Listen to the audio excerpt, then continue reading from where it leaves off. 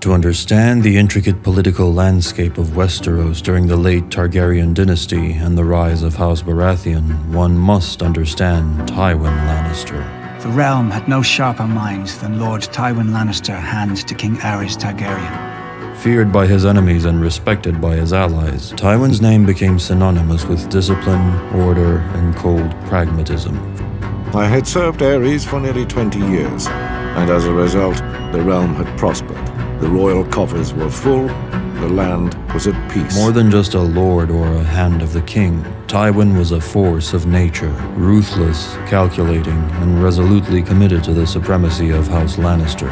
Tywin Lannister, the richest and most powerful lord in the realm.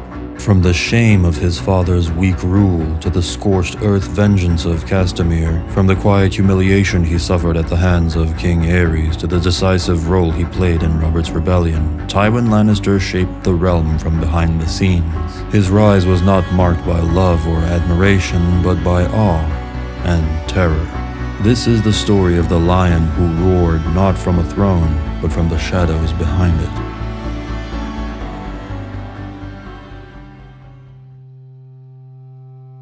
In order to fully understand Tywin Lannister, we must first look into his childhood and upbringing. Tywin was the firstborn of Tytos Lannister and Jane Marbrand. He was the eldest out of 5 children, Kevan, Genna, Tigget, and Garyon. When he was born, it was his grandfather, Gerald Lannister, who was the Warden of the West, a genial man who was also exceedingly clever. As Lord of Casterly Rock, he proved himself to be an exceptionally shrewd, able, and fair-minded lord. He enjoyed reading, especially later in his life.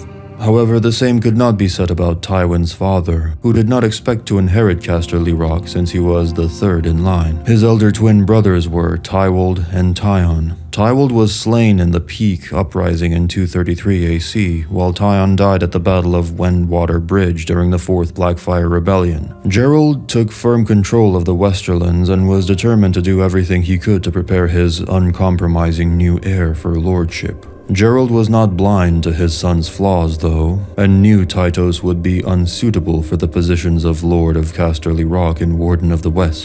Tytos became the Lord of Casterly Rock in 244 AC after the death of his father. Bannermen and merchants took advantage of the weak-willed Tytos, who was eager to please. The power of House Lannister waned, and many other neighboring houses grew in strength. Many said that the Lion of Lannister was no longer a beast to fear and japed about toothless lions. Tytos' weakness led to defiance from his lord's bannermen. Lord Farman of Fair Isle began to build warships to defend his coast from Ironborn raiders despite Tytos' opposition, as the Warden of the West feared offending House Greyjoy of Pike. 3 landed knights and a petty lord whose lands bordered the Reach renounced their allegiance to Casterly Rock and swore fealty to Highgarden, arguing that House Tyrell guaranteed more protection than House Lannister. Meanwhile, Lords Jast and Falwell, instead of seeking a ruling from their overlord, chose to settle a private quarrel with a melee, which led to the deaths of 9 men and 27 being maimed or wounded, but didn't settle the quarrel. For his part, Lord Stackspear doubled the taxes on his small folk despite the fact that Lord Tytos had forbidden it, and even hired a company of Volantine sellswords to enforce his edict. According to his daughter Genna, Tytos agreed to marry her to Aemon Frey, the second son of Lord Walder Frey, just to please the Lord of the Crossing. The betrothal was announced at a feast in 252 AC with most of the lords of the West in attendance. Upon the announcement, Lord Roger Reyne, the Red Lion of Castamere, left the hall in anger, and Lady Rhaella laughed aloud. The rest of Tytos' vassals sat on their tongues, and only Tytos' eldest son, Tywin Lannister, spoke out against the wedding because he thought it was an uneven match. According to a semi-canon source, Tytos and Tywin had quarreled at Tytos' Solar, shouting at each other, with some swearing that Tywin had even slapped his father, though this was never proven. However, everything changed for Tywin after Tytos sent Tywin to King's Landing to serve as a royal cupbearer at King Aegon V Targaryen's court. This is the place where Tywin made some powerful friends and befriended the young prince Aerys Targaryen and Steffon Baratheon, the heir to Storm's End. This was also the place where he met his cousin, Joanna Lannister, who also served at the royal court as a companion and lady-in-waiting to Princess Rhaella Targaryen since 259 AC. His influence and experience greatly increased during the War of the Ninepenny Kings. In 260 AC, 11,000 Westermen under the leadership of Tywin's uncle, Sir Jason Lannister, were sent to fight beside other forces of the Iron Throne in the Stepstones. Tywin, who was already a knight, joined the Lannister force, as did his brothers Kevan and Tigget as squires. The young Prince Aerys served as a squire during the war, and when he won his knighthood, Tywin was granted the honor of knighting his friend.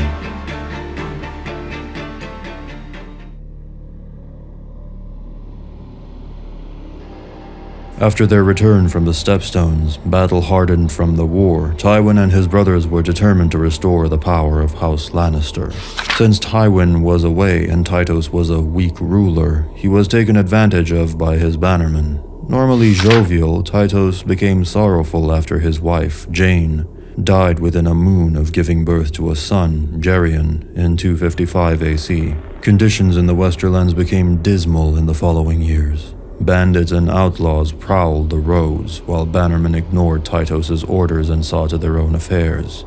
Thrice in his reign, King Aegon V Targaryen sent the forces of the Iron Throne to intervene and restore order to the west, but conflict resumed after the king's knights departed. But the biggest opposing power for House Lannister was their rival house, House Reyne. House Reyne was an accident line dating back to the days of the First Men. They made their subterranean seat at Castamere, established around a rich system of mines, caves, and tunnels. The mines' silver and gold made them wealthy, much like the Lannisters of Casterly Rock. The Reynes became a power in the Westerlands, and in time styled themselves as the Lords of Castamere.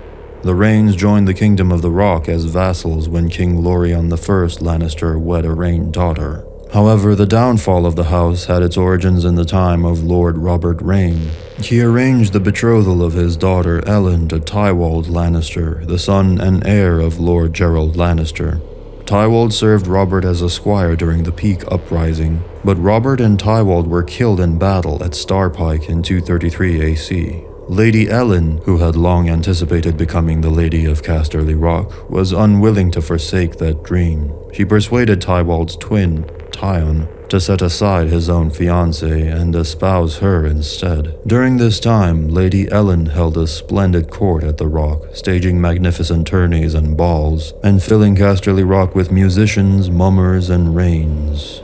She bestowed honors, offices, and lands on her brothers, Lord Roger and Sir Reynard, and other relatives. Lord Toad, Geralt's fool, was heard saying, "Lady Ellen must be a sorceress, for she has made it rain inside the rock all year." In 239 AC, Ellen was accused of trying to bed the third son of Lord Gerald, Tytos Lannister, which resulted in her removal from Casterly Rock and marriage to Lord Reyne-Tarbeck. Roger Reyne, who succeeded Robert, was the Lord of Castamere during the rule of Gerald's successor, Lord Tytos Lannister. The Reynes had prospered greatly under Tytos' misrule.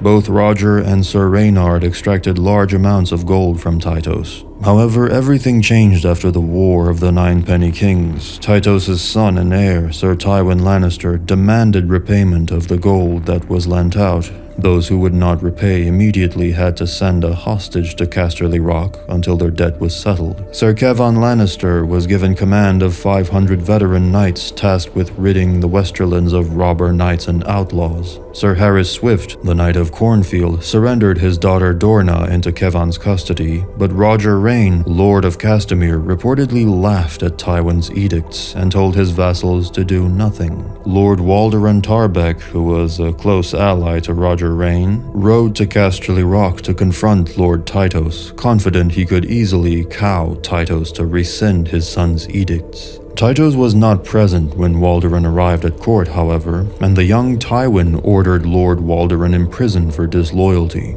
In return, Ellen Tarbeck seized 3 Lannisters, 2 Lannisters of Lannisport, as well as Stafford Lannister, whose sister Joanna was betrothed to Tywin. and threatened them harm unless Walderun was returned. This awoke Lord Tytos, who ignored Tywin's suggestion that Walderun should be sent back to his wife in 3 pieces, one for every Lannister taken. Tytos returned Walderun unharmed and forgave the Tarbeck debt to House Lannister. Sir Tywin Lannister remained determined to defeat the disloyal vassals of House Lannister. In 261 AC, less than a year after the exchange of captives, Tywin sent ravens to Tarbeck Hall and Castamere demanding answers for their crimes at Casterly Rock. As he had expected, Lord Roger and Sir Reynard Reyne, as well as Lord Walderun and Lady Ellen Tarbeck, rose in rebellion, renouncing their fealty to Casterly Rock. Without the permission of his Lord Father, Tywin marched against the upstart vassals with 3,000 men-at-arms and crossbowmen and 500 knights. Because the Lannisters marched on Tarbeck Hall so suddenly, Lord Walderun Tarbeck had no time to rally his banners.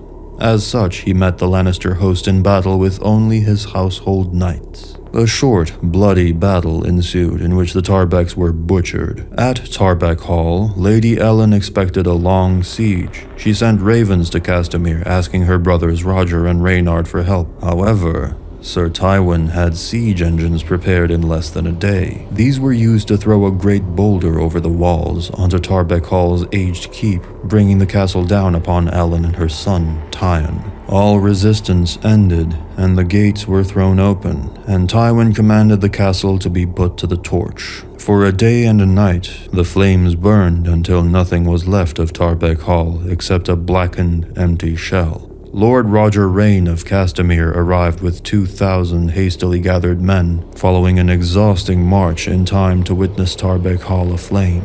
Most reports claim the Lannisters had 3 times as many men as the Reynes. A few unreliably claim 5 times as many. Roger hoped that surprise would give him the advantage and sounded the attack. The Lannister army was quick to recover from the first shock, and when the higher numbers of the Lannisters began to tell, Lord Roger saw no other option than to flee. As he fled back to Castamere, half his men had already died. Roger was wounded by a crossbow bolt between the shoulders as he fled and had to be carried back to Castamere. The Reynes took refuge at Castamere, and Reynard led all his men down into the mines of the castle. Sir Tywin Lannister arrived at Castamere 3 days after the burning of Tarbeck Hall, and according to a semi-canon source, his host had doubled in size with the arrival of forces from Lords Banefort, Plum, Stagspear, and Westerling. Reynard believed he held the advantage, as Tywin could not possibly fight his way inside the mines. When his people were all inside, Reynard sent terms for surrender to Tywin, stating that the Reynes would be loyal vassals in return for Tywin's brothers serving with Castamere as hostages. Tywin ignored Reynard's terms and instead ordered his men to seal the entrances of the mines.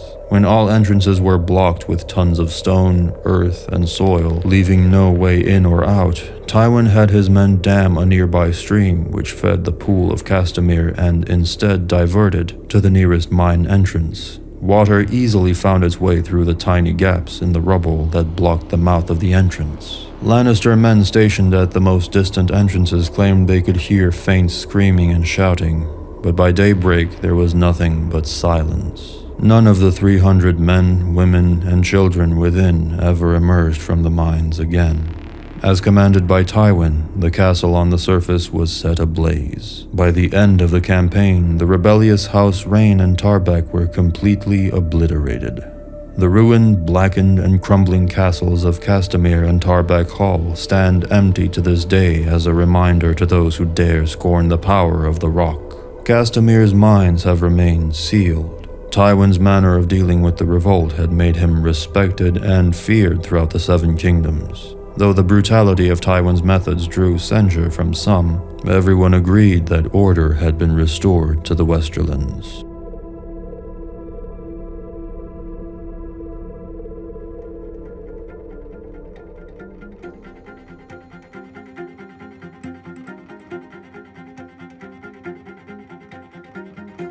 Upon the death of King Jaehaerys II Targaryen in 262 AC, the newly crowned King Aerys II Targaryen retired the cautious Edgar Sloane as Hand of the King and chose his friend Tywin as the new Hand, impressed by the ruthlessness demonstrated in the Reyne-Tarbeck revolt.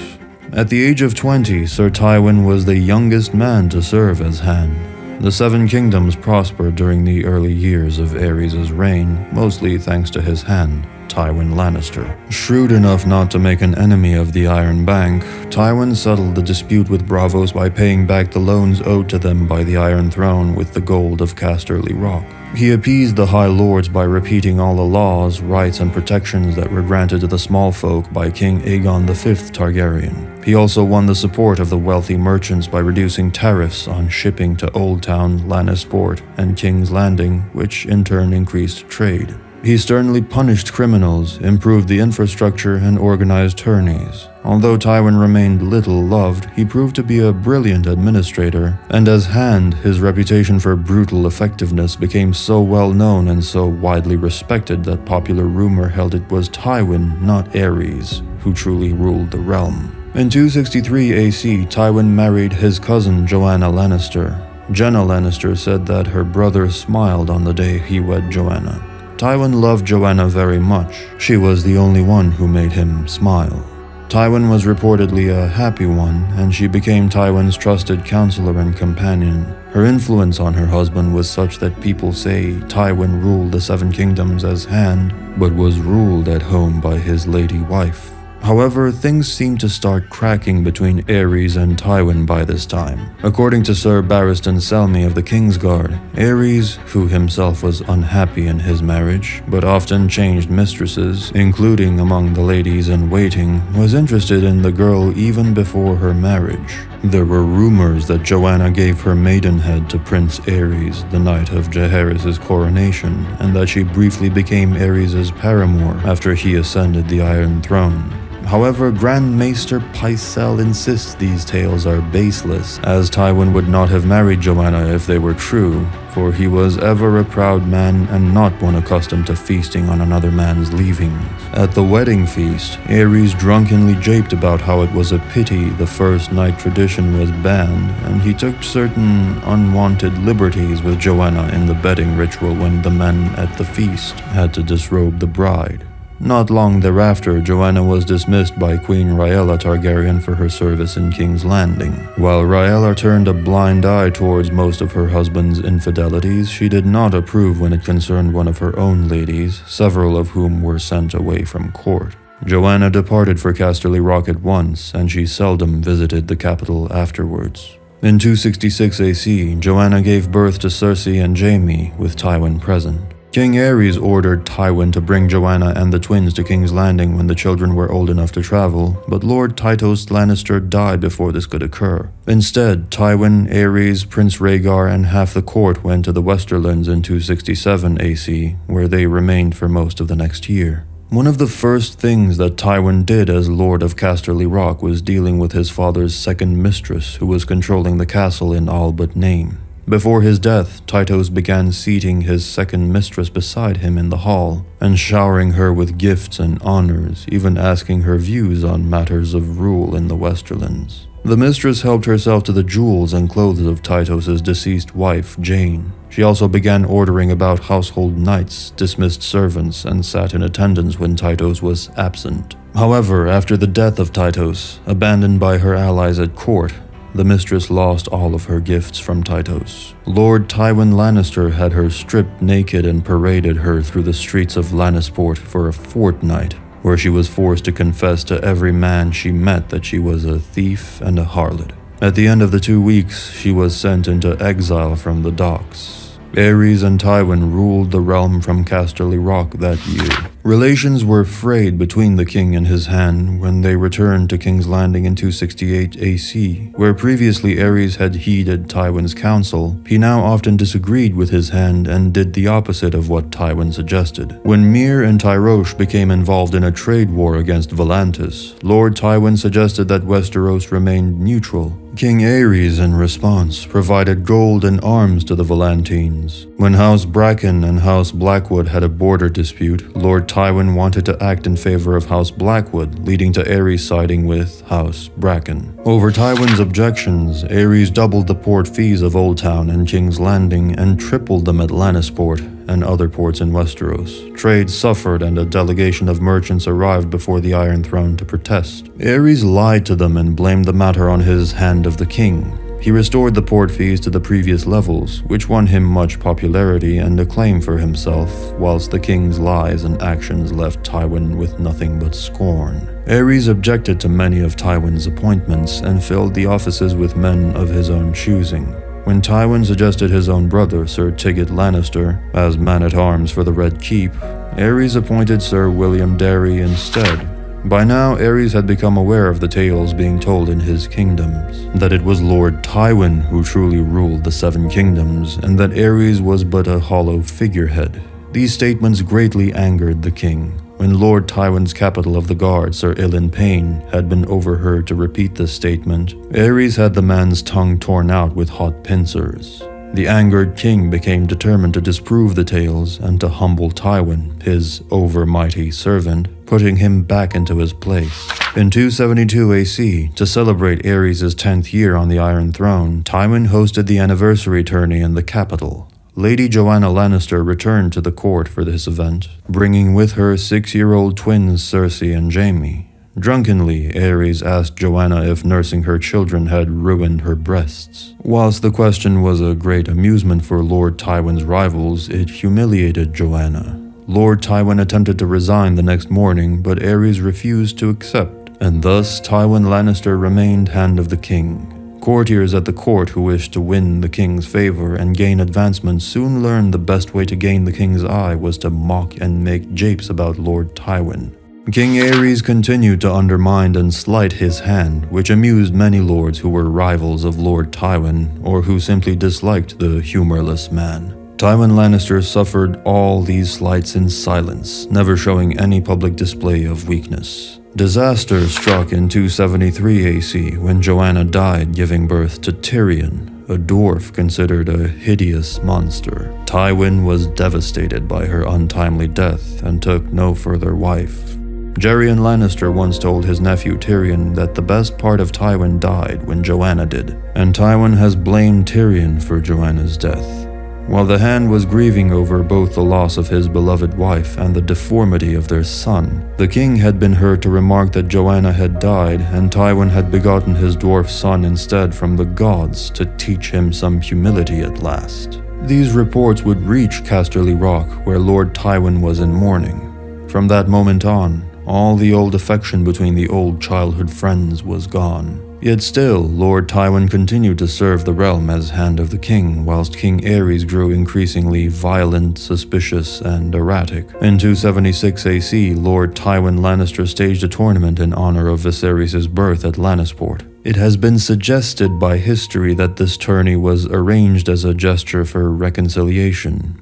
At this tourney, Lord Tywin proposed a marriage between his daughter Cersei and Prince Rhaegar to King Aerys. However, Aerys' fear of Tywin's power and ambition led him to reject the offer rudely, saying that Tywin was a mere servant of the crown, and no mere servant's daughter was fit to marry a prince of royal blood, and he also refused to allow Jaime to serve as Rhaegar's squire. The tourney ended without a final feast, and Aerys departed in a chilly atmosphere. Tywin would not forget the insult.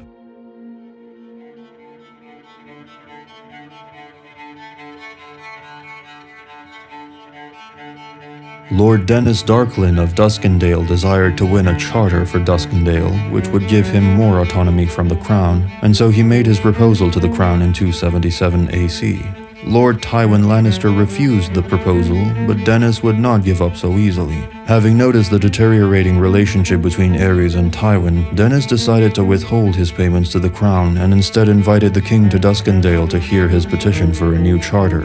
While Aerys had intended to decline the invitation, the king changed his mind when Tywin advised him to refuse in the strongest possible terms. Eager to demonstrate his ability to handle the situation without the help of his hand, Aerys decided to settle the issue personally and bring the defiant Lord Darklyn to heel. Informing Grand Maester Pycelle in the small council of his decision, Aerys traveled to Duskendale against Lord Tywin's advice, taking a small force led by Sir Gawain Gaunt of the Kingsguard. The invitation proved to be a trap, however, and Aerys walked right into it. Some of his escort, most notably Gawain, were killed trying to defend their king. and Aerys was taken prisoner. As Hand of the King, it fell to Tywin to resolve this crisis. There were those who urged a sudden assault upon the town to free the king and punish the rebels for this enormity, but Duskendale was surrounded by strong walls, and the Dun Fort, the ancient seat of House Darklyn, which overlooked the harbor, was even more formidable. Taking it by storm would be no easy task. Lord Tywin sent out riders and ravens, gathering forces while commanding the Darklands to give up the king. Lord Dennis instead sent word that if any attempt was made to break his walls, he would put his grace to death. Some in the small council questioned this, declaring that no son of Westeros would ever dare commit such a heinous crime, but Lord Tywin would not chance it. Instead, with a sizable host, he moved to surround Duskendale, blockading it by land and by sea. With the royal host massed outside his walls and his supply chain cut off, Lord Darkland's determination began to falter. He made several efforts to parley, but Lord Tywin refused to hear him, instead repeating his demand for the complete and unconditional surrender of the town and castle and the release of the king. The defiance lasted for half a year. Within the walls of Duskendale, the mood soon began to sour as the stores and larders ran dry. Yet, huddled within the ancient Dun Fort, Lord Dennis was convinced that it was only a matter of time before Lord Tywin would weaken and offer better terms. Those who knew the resolve of Tywin Lannister knew better. Instead, the Hand's heart grew harder, and he sent Duskendale's lord one final demand for surrender. Should he refuse again, Lord Tywin promised, he would take the town by storm and put every man, woman, and child within to the sword. Most of the small council were with the Hand outside Duskendale at this juncture, and several of them argued against Lord Tywin's plan on the grounds that such an attack would almost certainly goad Lord Darklyn into putting King Aerys to death. "He may or he may not," Tywin Lannister reportedly replied. "But if he does, we have a better king right here." Whereupon he raised a hand to indicate Prince Rhaegar. In the end, it was up to Sir Barristan Selmy, who staged a daring infiltration and managed to rescue the king. Lord Dennis surrendered and begged for mercy, but the king next ordered House Darklyn utterly destroyed, with each Darklyn beheaded and Dennis's wife Sarala burned alive after being mutilated. The Defiance of Duskendale plunged Aerys deeper into his descent into madness. Deeply shaken by his imprisonment, he refused to leave the Red Keep for the next 4 years. His jealous and suspicious nature deepened into paranoia and eventually outright delusions, seeking evidence of treachery everywhere. Aerys' relations with Lord Tywin deteriorated even more rapidly. The king felt his Hand had wanted him to perish in the dungeons of Duskendale. Aerys also no longer trusted his wife or his heir. In his paranoia, Aerys believed that Tywin and Rhaegar Targaryen, Prince of Dragonstone, had conspired to have him killed by storming Duskendale, so the prince would ascend the Iron Throne and marry Tywin's daughter. To prevent such conspiracies between Rhaegar and Tywin, Aerys summoned his old childhood friend, Lord Steffon Baratheon, to court, making him a member of the small council. Aerys publicly announced Steffon would go to Volantis to find a bride for Rhaegar of proud Valyrian blood. The fact that Aerys entrusted this task to Steffon instead of Tywin or Rhaegar caused many to mutter that Aerys intended to make Steffon his new Hand of the King upon the successful completion of this mission, and that Aerys planned to have Lord Tywin arrested and executed for high treason. Many lords took delight in the prospect. Lord Steffon's mission turned out to be a failure, and on the return voyage his ship was caught in a storm and sank just off the coast of Storm's End, in sight of his 2 eldest children, Robert and Stannis. Aerys got the notion in his head that Tywin had somehow assassinated Lord Baratheon. He even stated to Pycelle that he could not dismiss Tywin as Hand, as Tywin would have him killed then as well. In the final years of his reign, where Tywin was still Hand, Aerys never met with Lord Tywin unless all 7 of the Kingsguard were present.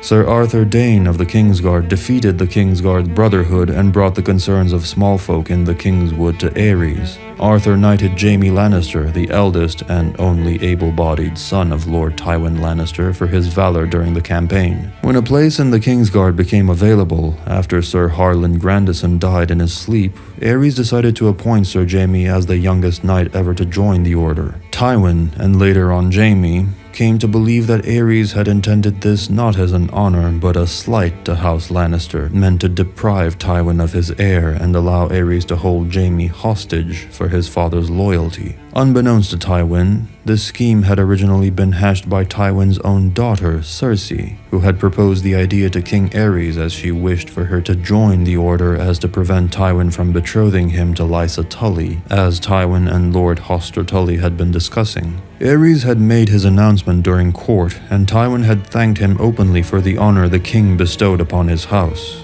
In reality, he had been furious, and pleading illness, Tywin resigned his position as Hand and returned to Casterly Rock with his daughter. Aerys accepted Tywin's resignation and appointed Lord Owen Merryweather as his replacement, an amiable but not especially competent old man whose main qualifications as Hand were his willingness to throw lavish feasts and offer the king constant flattery. The young knight Jaime would officially join the Kingsguard in a ceremony at a later date. With Lord Tywin now gone from court, the new focus of Aerys' mistrust was his own son and heir, Prince Rhaegar, who had become wary of his father's behavior.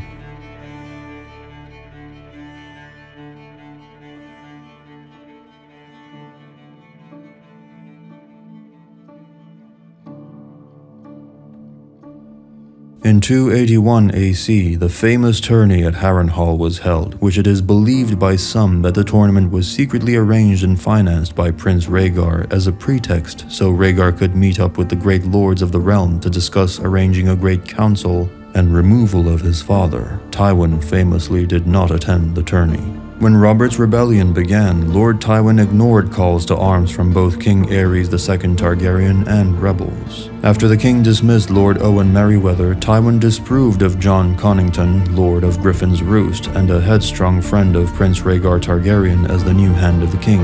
After the Battle of the Trident, in which Robert Baratheon, Lord of Storm's End, slew Rhaegar, Tywin decided to enter the game and rode from Casterly Rock to the capital of King's Landing.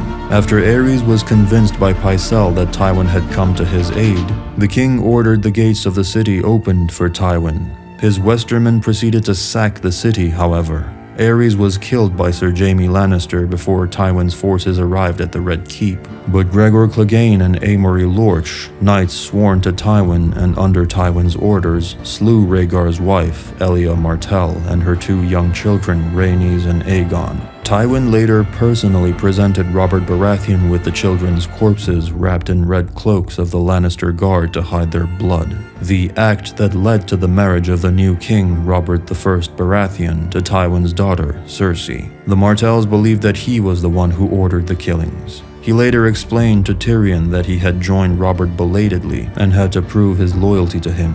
When I had laid those bodies before the throne, no one could doubt that we had broken with House Targaryen forever.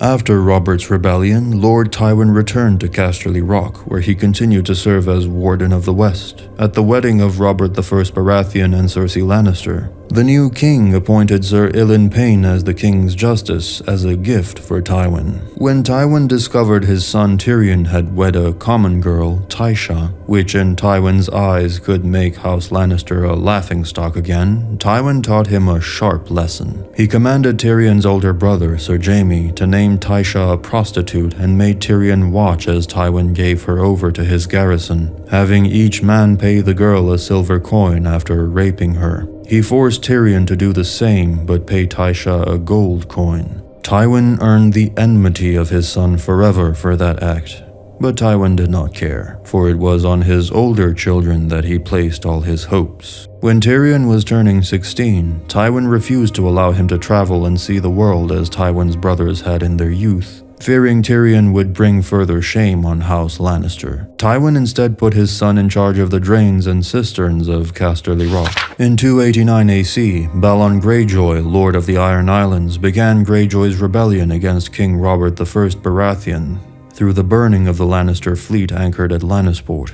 After the defeat of the Greyjoys, Tywin rebuilt the Lannister fleet and hosted another tourney at Lannisport. Tywin sent men in search of Geryon Lannister after his brother disappeared, but the Laughing Lion was not found. Due to Robert's financial mismanagement of the realm, as well as his own new connection to the throne by marriage, Lord Tywin frequently lent money to the crown, placing the court in King's Landing in debt of over 3 million gold dragons to House Lannister. Tywin was unsuccessful in 3 attempts to purchase Valyrian steel longswords from impoverished lesser houses. Tywin hosted a tourney in 295 AC, and he brought a retinue to King's Landing for the tourney on Prince Joffrey's name day in 298 AC, no doubt hoping that Jaime Lannister would emerge victorious. However, Jaime was defeated in the final duel by Aerys Tyrell, and Tywin departed disappointed. As the final years of peace unraveled across the Seven Kingdoms, Lord Tywin Lannister stood at the height of his power. Warden of the West, head of the richest house in Westeros, and father to a queen. He had restored the honor and strength of House Lannister after decades of ridicule and weakness, and placed his family at the very heart of royal power. Yet beneath the surface, cracks had begun to form. Cracks in his family, in the throne he had once served, and in the realm he had helped hold together. With Robert Baratheon on the throne, the Targaryens scattered, and the debts of kings piling ever high, Tywin waited at Casterly Rock, patient, watchful, and calculating. The war to come had not yet begun, but its seeds were already sown. And when the realm would once again call for strength, Tywin Lannister would be ready. The lion did not roar yet, but soon it would.